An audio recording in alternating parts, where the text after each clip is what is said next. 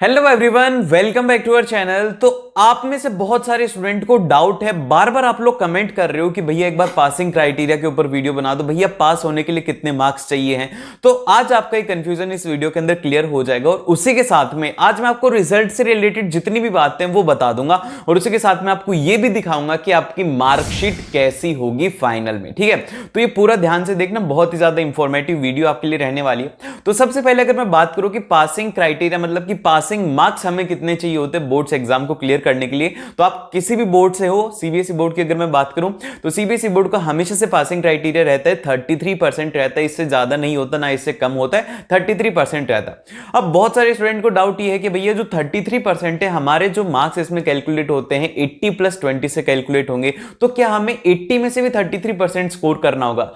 तो ऐसा बिल्कुल भी नहीं है। आपको 80 में से आप जितना भी स्कोर करो, बस आपका ओवरऑल जो 100 में से स्कोर रहेगा 80 + 20 का, वो आपका 33% होना चाहिए। तो देखो, आपका रिजल्ट आता है और आपने फाइनल जो एग्जाम है 80 में से आपके स्कोर हो रहा है 18 और आपने ना आपके इंटरनल जो मार्क्स गए हैं 20 में से गए वो गए 15, तो आपका टोटल जोड़ा जाएगा वो हो जाएगा 33। और जब आपके 33 मार्क्स हो गए हैं तो यहां पर आप हो गए पास कंसिडर हो गए। ठीक है, अब आप बोलोगे कि भैया ये आप किस बेसिस के ऊपर बोल रहे हो, आपके पास में क्या प्रूफ है, हमें प्रूफ दिखाओ कि आप ये हवा में तो नहीं बोल रहे।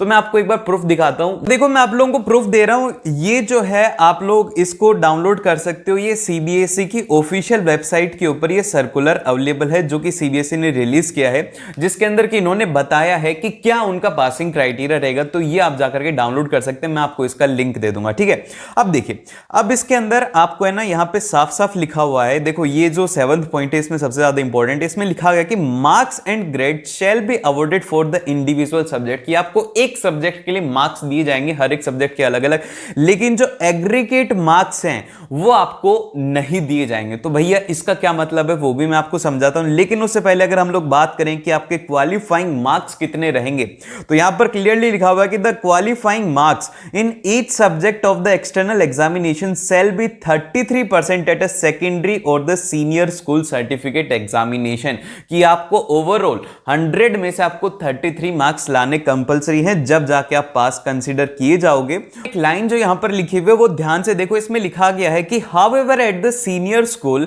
Certificate examination 33 marks in theory and 33% marks in practical, और ओवरऑल आपको 33% चाहिए। तो आपने जिनकी भी वीडियोस देखी होगी उनने आपको कहा होगा कि आपको 20 में से भी 33 चाहिए और 80 में से भी 33 चाहिए, लेकिन ये यहां पर साफ साफ लिखा हुआ है कि ऐसा सिर्फ और सिर्फ किसके लिए होगा? सीनियर स्कूल के लिए। और जो सेकेंडरी स्कूल है उसके लिए मैं आपको दिखाता हूं, उसका यहां पे अलग से है।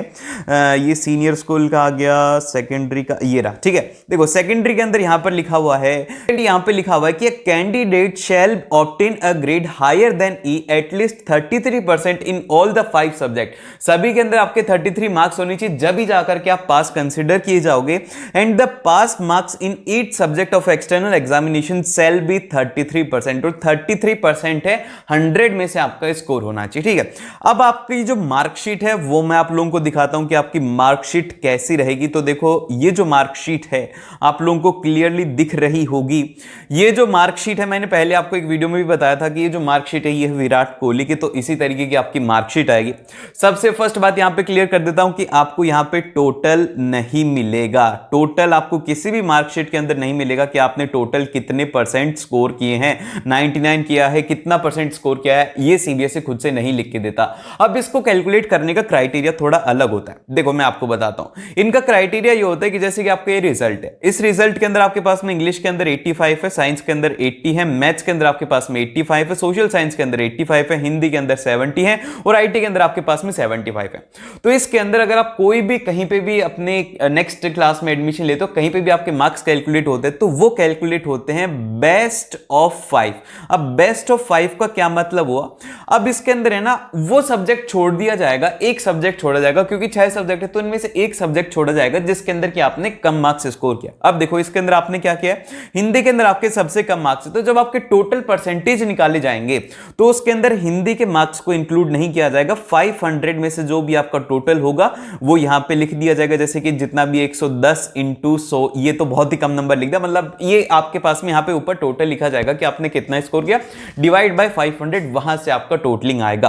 और ये जो मार्कशीट आप देख रहे हो ये ओरिजिनल मार्कशीट है और इसके बारे में देखो यहां पर आपको थ्योरेटिकल मार्क्स मिलते हैं, फिर इसके बाद में यहाँ पे प्रैक्टिकल अगर हैं तो वो मिलता है, फिर लास्ट में आपको टोटल मिलता है और रिजल्ट में सिर्फ और सिर्फ लिखा होता है पास या फिर फेल। ठीक है, बस इतनी सी बात है और रिजल्ट को लेकर के कोई भी बड़ी बात नहीं है भैया। जो भी बात होगी वो मैं आप लोगों को बता दूंगा एंड इस वीडियो को अपने दोस्तों के साथ में जरूर से शेयर करना और मिलते हैं आप लोगों से नेक्स्ट वीडियो में।